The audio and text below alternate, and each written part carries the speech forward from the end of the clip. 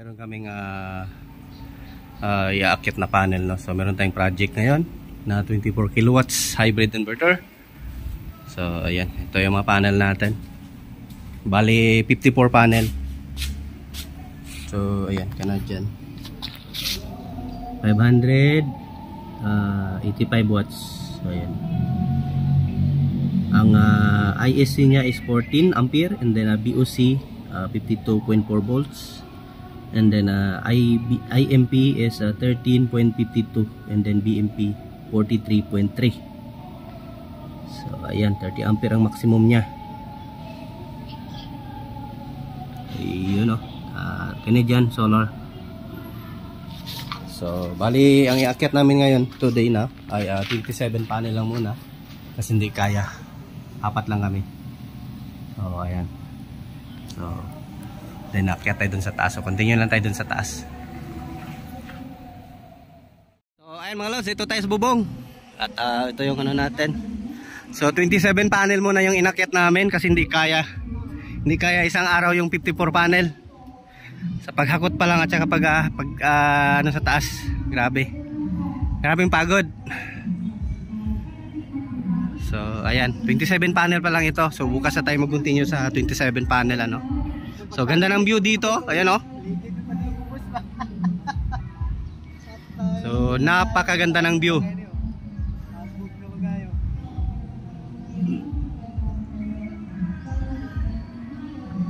So yun, baka hindi ba naka-subscribe dyan sa ating channel mga lods, ano, para sa mga latest update natin sa ating mga vlog. So huwag kalimutan mag-subscribe at pakita ng notification bell, ano. So ayan. At kahit pagod tayo dito, worth it naman. Kasi si bossing natin pagkatapos ng trabaho babayad agad. So kaya ayan, walang di kagaya sa ibang bossing, delay yung sahod. Minsan nakakalimutan pa tayo. So ito ngayon, bagong bossing natin. At ayan, ayos. Sa ating dito sa ating installation, so dito na lang kami. Ito na lang yung need namin tapusin. So yung kahapon natapos namin. Ayan, bali 27 panel. So ito yung mga kasamahan natin. So tapusin natin to ngayon. Kasi next day inverter na naman tayo, at saka yung mga battery natin dikit natin sa wall. So ayan, update lang tayo, no? So ganda ng view dito mga lods, tabing dagat. Ano talaga, morning pa, tamaan na ng araw hanggang hapon. So ayun mga lods, ito nakapaglagay. Ito na, last na lang tong na to, 9 pieces na panel. So ayan, buti na lang at sa amin, nakisuyo sa natin yung sa pag-install natin, hindi mainit.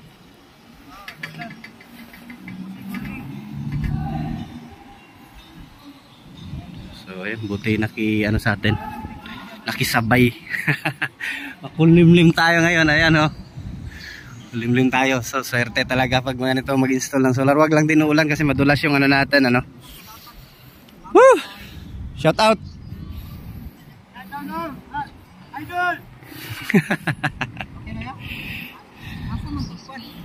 So medyo tabing yung unang lagay namin kahapon kasi grabe sa sobrang init, minamadali namin. Ngayon ayusin namin yan, i-straight namin ulit.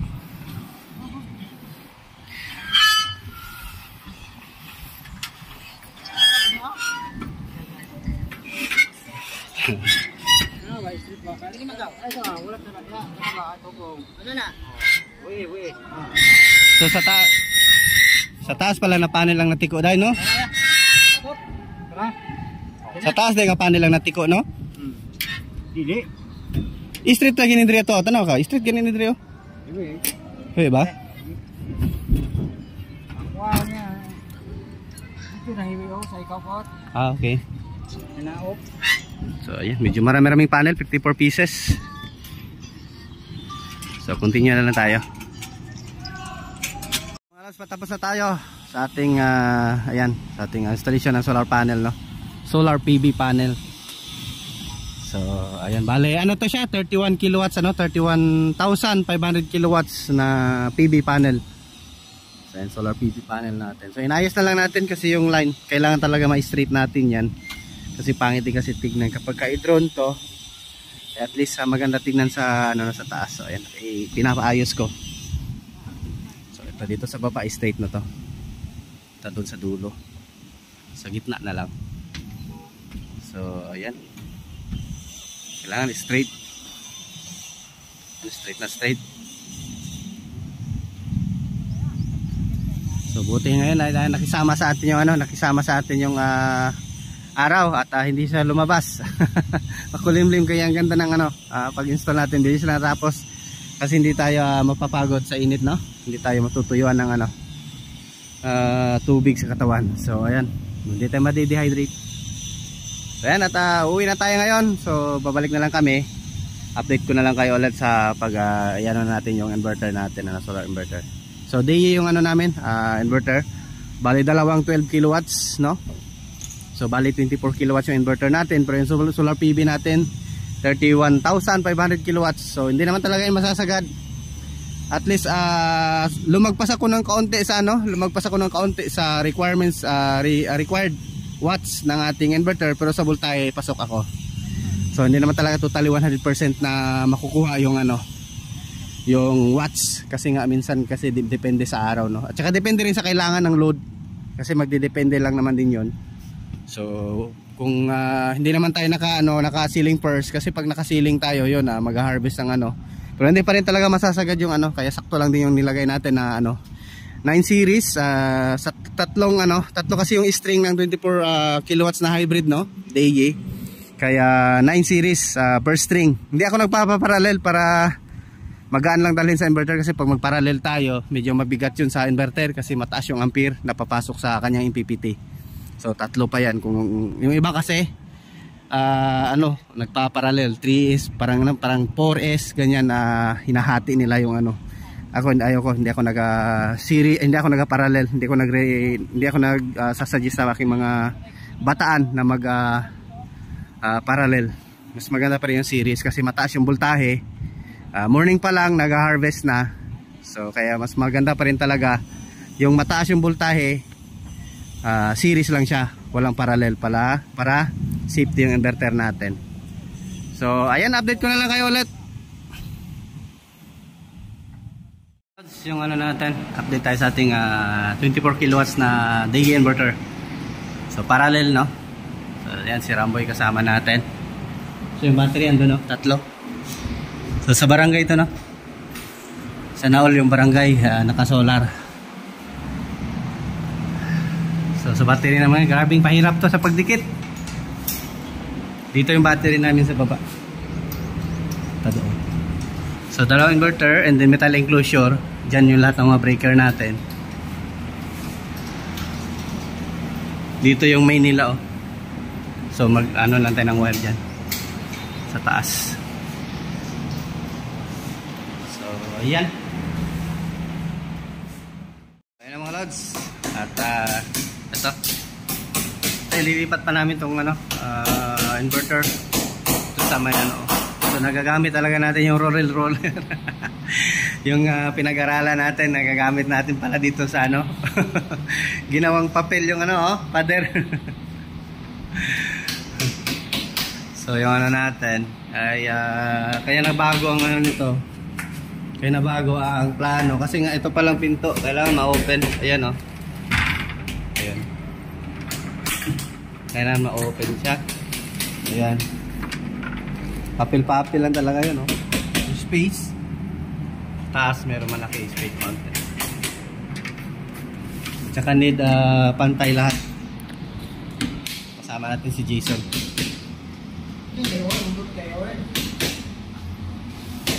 Ayan. Dalawa lang kami nagpaket ng battery. Bigat. Ito, bigat. Niritsan, 200 ampere. Kaya?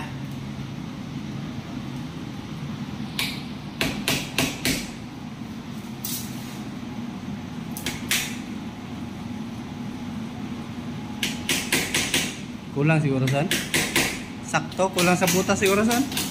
Kulang pa sa lalim. Then, continue na tayo mga lods. At medyo malapit-lapit natin sa katotohanan dito sa ating installation na 24 kilowatts.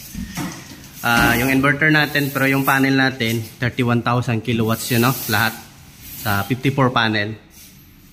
So ayan, ito na yung system natin. Dito na tayo nagdesisyon sa ating battery breaker. Grabe yung ano, saktong-sakto talaga yung putol natin eh. Ayan. So 250 ampere yung breaker natin. Pio ang brand, ano. So ayan, bukas sa battery na naman tayo. Then dito tapusin ko yung pag-wiring. So yung na-wiring ako sa panel side, no. Yung sa AC wala pa. And then yung ating main control ay dito. So ayan. Ito yung ating mga panel breakers. Ito yung AC breaker na input at saka output bago papasok sa ating ATS. So ayan. Ayan. So yung ano natin, 125 ampere yung ATS natin na MCCB type. So ayan. So ito, update na tayo bukas ulit kasi nga ay uwian na. Wala nang tao dito sa barangay. Kasi sa barangay tayo.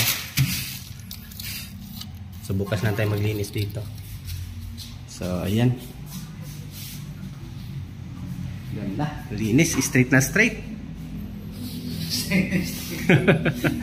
So ayan, update ko lang kayo ulit mga lods. So ayan, ito na yung ating 24 kilowatts na hybrid system, no? DE, dalawa in parallel to, and then tatlong Meritsan na 200 DH. So ayan, 24 kilowatts, 10.2 24. So bali meron tayo ditong ano, 30 kilowatts na battery, LiPo4 battery. Then yung ating panel sa taas ay 31,000 kilowatts, ano, 31,000 K plus, something nasa ano 31,500. So hindi naman talaga yung nasasagad, at least mataas yung ating panel. So ayan, yan yung ano natin. So bukas na tayo mag final wiring ulit dito sa ano, continue lang tayo sa wiring natin. Then ito yung ating panel breaker na, ang DC ng ating battery. So ayan. So may mga kulang pa. Then ito na yung ano natin, mga breakers. So bukas natin to lagyan ng wiring dito. So ayan, until next video. Loads update tayo. So ito na yung gawa natin. Ito na yung ating solar energy power, no? So ayan, tapos ko na siyang i-wiring. Malinis na tignan. So bukas tapos na to. Ano lang, sa battery side na lang ako tapos na ako sa wiring lahat ng inverter. May wiring na lahat. Ayan. So may CT na din, ready na. Groundings meron na din. Yan o, groundings. And then ayan, naka-tube lahat para malinis tignan. So yan o. Then dito sa ating main control, ayan, wiring ko na yung ATS natin. Mga breaker ready na yan. Waiting na lang yan sa ano, sa main line, no, nagaling sa aming grid dito. Doon na lang sa taas ilagay. And then naka-ready na to. Ito yung input ng ating inverter, mga breakers, no. So magparallel lang siya dyan sa ano, sa grid, kasi grid naman. And then yung ano natin, yung output breaker ng ating inverter, kanya-kanya. Pero doon na lang sila nagparallel sa taas. Ayan. So parallel yan sila dyan sa taas. So ito na yung ready din yung ano natin, jumper para sa main output load, no, para sa bahay o dito sa building. So ang kulang dito sa ating ano, solar PV cable na lang, ano. So yung antayin ko na lang yung pagbaba dito. So ayan, almost done na ako. Bukas ito na lang sa battery side na lang ako, hindi pa natapos. So bukas ito na naman yung project ko. So hindi na, ipo-program ko na to as parallel. Ito na, para wala na akong ano. So tulong na ako doon sa aking electrician at saka sa ating PV installer, ano. So ayun, tapos na ako sa aking trabaho. Bukas final na. So ayan. Thank you. Thank you very much. Update ko lang kayo sunod pagka ipa-power up na natin. Ito mga lods, at update tayo ulit. At ito last ano na natin to, last episode ng ating video, no. So ayan. At natapos na kaming mag-commissioning nito kanina. So ayan, nag-ano muna ako kasi hindi ako nakapag-vlog kanina kasi maingay eh. So ngayon wala nang tao dito sa barangay, so nag-close na sila. So ito ngayon, ito na yung system natin na in-install na 24 kilowatts. So yung panel natin 31 kilowatts. And then ito, nagsi-charge yung battery kahit hapon, no. Ayan, no, nasa ano na tayo. Nasa 4:45 to 5, no. So ayan. Nakapag 3 kilowatts pa rin tayo. So nakapag-charge pa yung battery. And then connected na din to sa internet. So bago pa man natin to pinarallel, ay pina-update muna natin sa factory para mag-same firmware sila, para same yung program nila, yung version ng program. Bago natin i-parallel. So ayan, ito goods na, nagpa-function na. So wala na silang zero na yung yung kanilang grid at pure solar na yung barangay nila dito. So yan talaga mangyayari kapag yung isang kapitan ay hindi kurap, So maganda magdala sa sa kanyang barangay. So yun yung battery breaker natin. Ito. At dito naman yung main load natin, main output load, para in case may problema, ma-access agad, no? So ito naman yung natin. So naka-cable dock yan lahat. Pupunta dito. So ayan, hanggang dito sa kanilang main panel board. Send at return lang, no? So ayan. And then ito yung ating, nandito na yung city natin kasi niload lahat yung building. Wala na tayong grid side, no? Wala na tayong grid tie. So naka pure off grid to ang nila setup. So for in case lang na magagamit pa rin naman yung kanilang grid kung gusto. So ayan. Ayan yung setup natin. Nasa ang voltahe ng ating panel nasa 440. So 9 series tayo. It's na goods. Ayan. So ito yung main output ng ating Bray inverter kada isa. So nakaparallel na yan doon sa taas. Sa ating ETS doon sa solar, may markang solar, nakaparallel na yan. And then ito yung main grid natin. And then ito yung main output papunta na dito sa ating breaker. Yung output nito papunta naman doon sa ating main. So yan. At ito naman yung input ng ating inverter doon kumuha sa taas. Nakaparallel lang. Papasok doon sa For in case selling sila, mag-metering sila, ready na yung natin. So hindi na tayo mahihirapan, wire na lang yung papalitan at mga breaker like katulad nito. Need na natin magpalit kapag naka-ceiling first na yung ating DE inverter. So need na natin itaas ito kasi ito ngayon nasa 20A lang kada isa. So kapag mag-sale ka na, pwede mo siya itaas sa 42, 63 ampere kapag nagsi-selling na yung kanilang DE inverter kapag nag-metering na sila. So, ayan. Close na natin. So, ito ngayon, pakita ko sa inyo yung voltahe ng ating solar panel. So, dito tayo kasi slave to, no? Ayan, kasi parallel tayo. Ayan, naka SO2. So, slave number 2. And then, ito naman, MO1, master 01. So, ito yung master inverter. So, ayan yung panel natin. Meron tayong 392 volt. So, PB1, 888 watts. Sa PB2, 656. At sa PB3 1015 kasi nga ay yung PB1 yung nagunang harvest, no? So same lang naman yan sila ng dito. So walang backflow yung natin. Ayan. So zero yung natin, zero load, 0 watts kasi wala nang tao dito. Ilaw na lang gumagana yan. Nasa 30 watts yung load. Ayan. Ayan, 30 watts. Yung battery nagka-charging. So yan yung kinagandahan dito kasi kahit maaga sila nagsasara, mga 4:30, so nakakapag-charge pa yung battery natin. So ang setup ko pala din sa battery ay 50%, 60%. Kapag kapuno yung battery ay binibigay niya hanggang umaga na to kasi 3 battery tayo. Ito dito, tignan nyo. So yan yung setup ko. So ayan.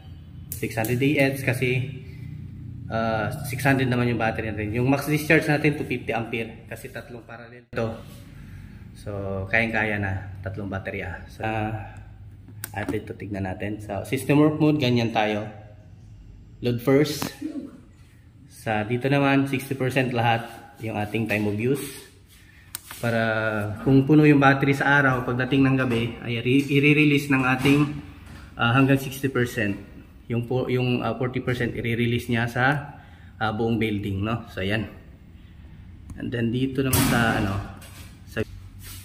ayan, naka-grid signal, walang grid charge para yung natin setup. Sa battery na hindi ko na ginalaw.